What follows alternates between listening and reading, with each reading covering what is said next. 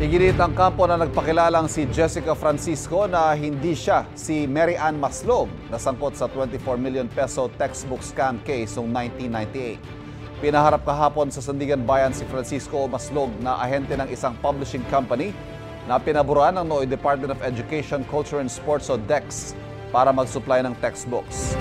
Kasama si Maslog sa mga kinasuhan ng graft pero hindi nakulong dahil napaulat na siyang patay noong 2019.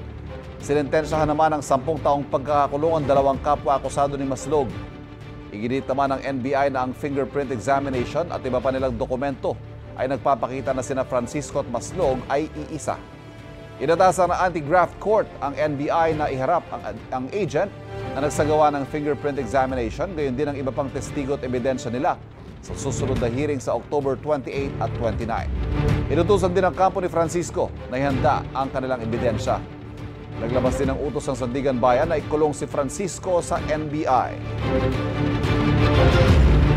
Kapuso, para laging una ka sa mga balita, bisitahin at mag-subscribe sa GMA Integrated News sa YouTube. Sa mga kapuso abroad, samahan nyo kami sa GMA Pinoy TV at sa www.gmanews.tv.